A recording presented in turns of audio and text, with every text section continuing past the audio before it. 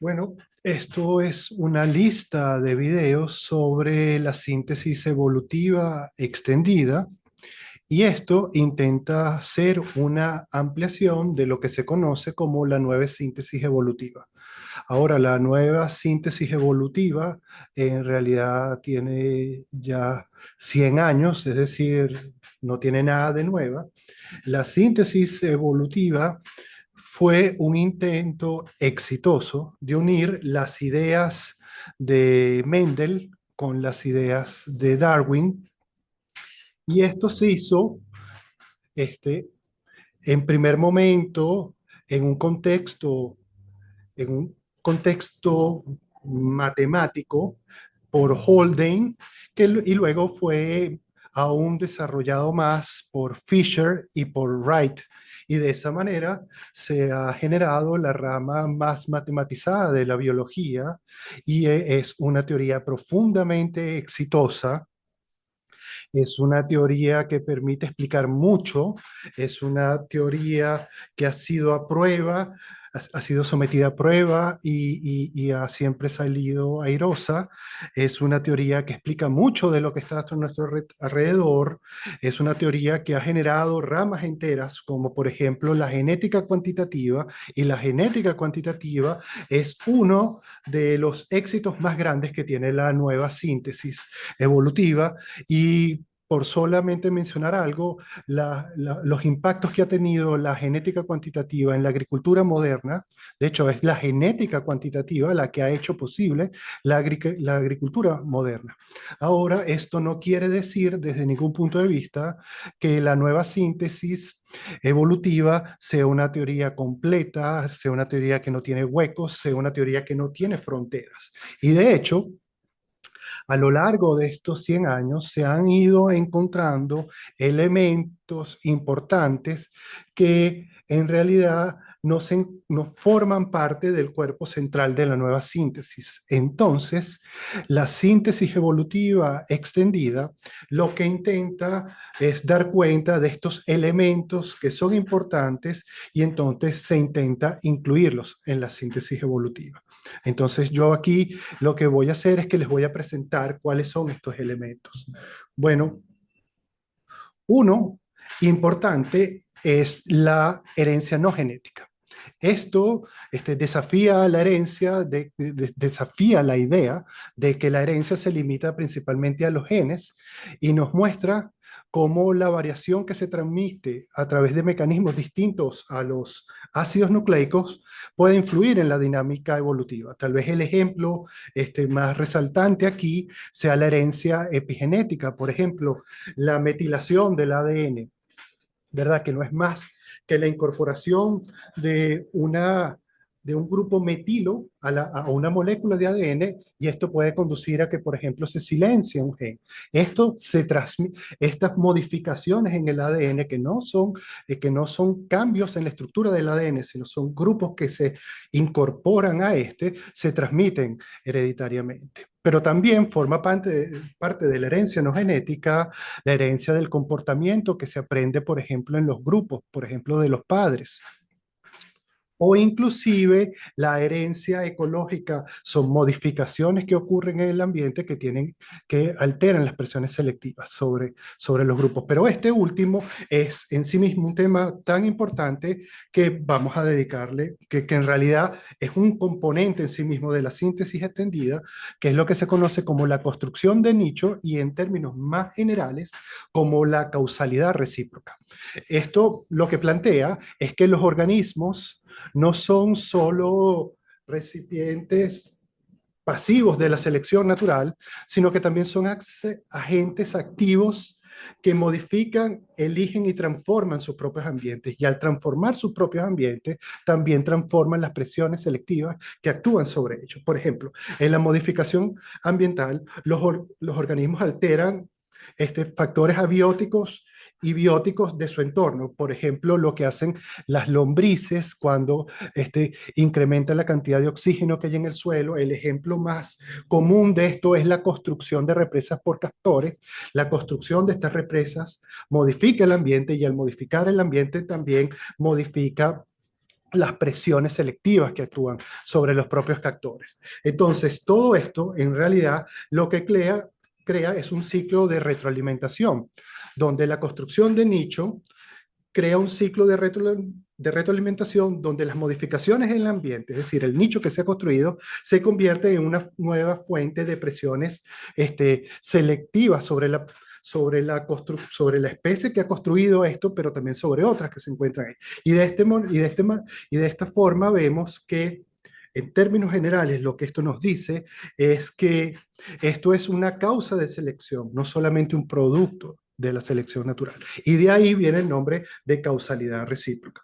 Otro elemento importante dentro de la síntesis extendida es la plasticidad fenotípica, que es la posibilidad de que a partir de un mismo genotipo se expresen fenotipos diferentes. Hay múltiples ejemplos de esto. Por ejemplo, en los ortópteros que vemos en esta imagen, esta es una misma especie, pero dependiendo de la densidad poblacional, presentan morfologías diferentes e incluso comportamientos diferentes.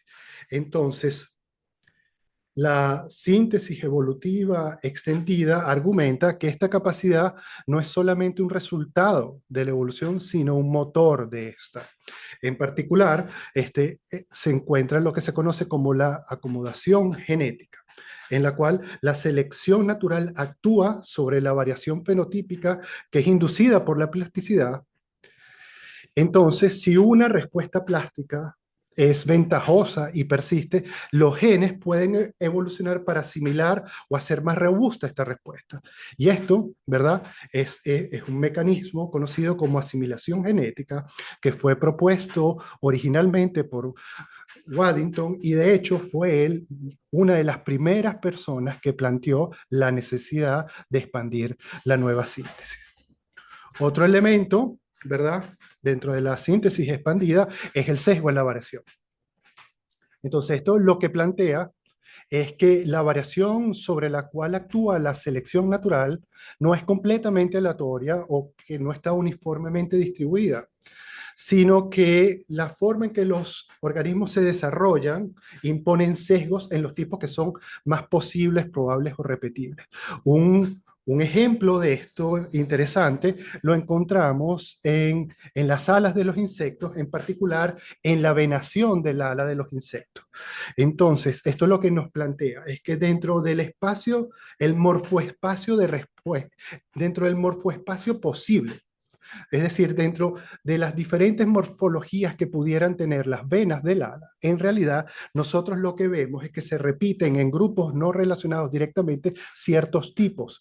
Es decir, esto más que una convergencia evolutiva, en realidad lo que nos está representando es que todo ese espacio, ese morfoespacio de respuesta no es posible de realizarse por diferentes tipos de restricciones, desde físicas hasta restricciones evolutivas. Por lo tanto, se repiten en grupos no diferentes morfologías que son las que son posibles. Si a ustedes les interesa esto, aquí en este mismo canal hay una lista de videos que se llama, creo, Filogenética, Fundamentos Teóricos. Los últimos videos de esa lista muestran algunos mecanismos por los cuales esto puede ocurrir precisamente en este ejemplo del ala de los insectos. Y bueno, otro tema importantísimo dentro de la síntesis extendida es lo que se conoce como la selección multinivel. Entonces, esto, el centro está aquí en el nivel al cual opera la selección natural. El neodarwinismo, es decir, la nueva síntesis, se centró en el gen y en los individuos como el nivel al cual actúa la selección natural, pero la selección multinivel propone que la selección natural opera simultáneamente a múltiples niveles de la jerarquía biológica. Estos niveles son los genes, las células, los organismos, los grupos, las colonias, inclusive grupos de especies. Entonces, un tema importante que aborda esto es el problema de cómo evoluciona la cooperación y el altruismo. Y entonces, en particular, porque la selección actuando al nivel de los individuos va a favorecer a los individuos egoístas. Y entonces, este punto preciso ha estado en el centro de la controversia en torno a la selección multinivel. Un tema que está estrechamente relacionado con la selección multinivel, que es indispensable para que es lo que se conoce como la evolución del holobionte. Y para la evolución del holobionte es indispensable utilizar la selección multinivel. Ahora, dentro de todos los elementos de la síntesis expandida, sin lugar a duda, el más importante porque en realidad rompe muchos paradigmas dentro de la biología es precisamente la evolución del holobionte. Y por eso a este tema le vamos a dedicar un conjunto de videos. Sin embargo, antes de terminar este en particular, les quiero mostrar una lista de bibliografía que aborda estos temas desde ningún punto de vista. Es una lista exhaustiva. Por ejemplo, para elementos generales de la síntesis evolutiva expandida, pueden revisar estos artículos que están acá. Para herencia no genética, estos. Para la construcción de nicho y también para la causalidad recíproca, estos. Para la plasticidad fenotípica, estos. Para el sesgo en la variación, estos.